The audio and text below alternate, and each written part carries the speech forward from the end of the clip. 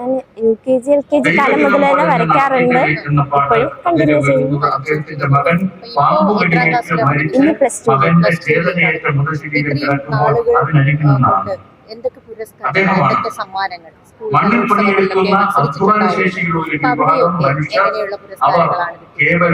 എല്ലാ വർഷവും സ്കൂൾ കലോത്സവത്തിൽ പങ്കെടുക്കാറുണ്ട്. കഴിഞ്ഞ വർഷം കൊല്ലത്ത് നടന്ന സ്കൂൾ കലോത്സവത്തില് ഓയിൽ പെയിന്റിങ്ങിന് എ ഗ്രേഡ് ഉണ്ടായിരുന്നു. ഇത്തവണ തിരുവനന്തപുരത്ത് നടന്നതില് പെൻസിൽ ഡ്രോയിങ്ങിനും ഓയിൽ പെയിന്റിങ്ങിനും എ ഗ്രേഡ് ഉണ്ടായിരുന്നു.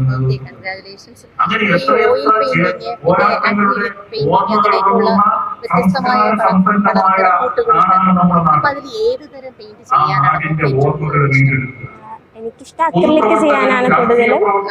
എല്ലാ പെയിന്റിങ്ങും ചെയ്യാറുണ്ട്, എന്നാലും കൂടുതൽ ഇഷ്ടം അക്രിലിക് ചെയ്യാൻ. സമൂഹത്തിൽ മാറ്റം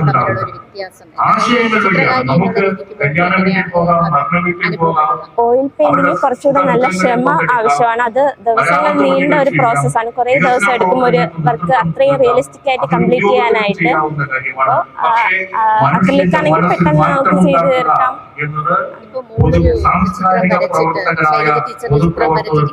സമ്മാനിക്കുകയുണ്ടായിരുന്നു. അത് ആക്ച്വലി 7ാം ക്ലാസ്സിൽ വരച്ച ചിത്രമായിരുന്നു. ലോക്ക്ഡൌൺ ടൈമില് ടീച്ചർ ആരോഗ്യ വകുപ്പ് മന്ത്രി ആയിരുന്നപ്പോ വരച്ച ചിത്രമായിരുന്നു. അപ്പൊ പെട്ടെന്ന് ഇന്നലെയാണ് അറിഞ്ഞത് ഇന്ന് ശൈലജ ടീച്ചർ വരുന്നുണ്ടെന്ന്. അതുകൊണ്ട് കോവിഡ് കാലത്ത് നമ്മളൊക്കെ അടച്ചിടപ്പെട്ട സമയത്ത് തോന്നിയ ഒരു ആഗ്രഹം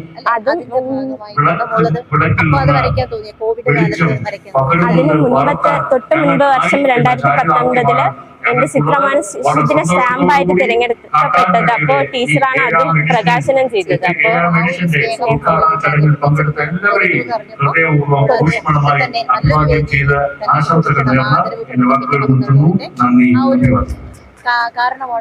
സാങ്കേതിക സർവകലാശാല സിൻഡിക്കേറ്റ് അംഗവും കാട്ടാൽ പുസ്തകമേള രക്ഷാധികാരിയുമായ ശ്രീ അഡ്വക്കേറ്റ് ഐ സാജുവിനെ ആശംസകൾ നേരുന്നതിനായി ക്ഷണിക്കുന്നു.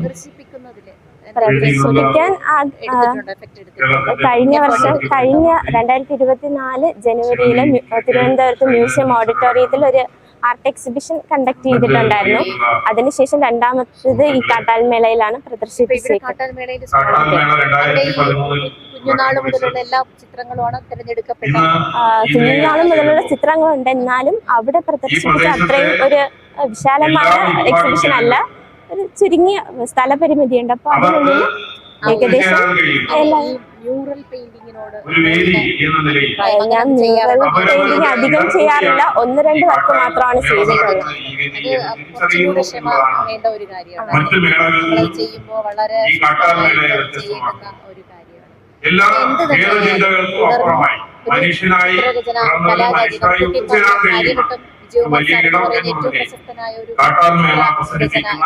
വലിയ സന്ദേശം ഈ നാടിന്റെ മഹത്തായ സന്ദേശമായി പരക്കട്ടെ എന്ന് മാത്രം ആശംസിച്ചുകൊണ്ട് ഞാൻ എന്റെ വാക്കുകൾ അവസാനിപ്പിക്കുന്നു. നന്ദി, നമസ്കാരം.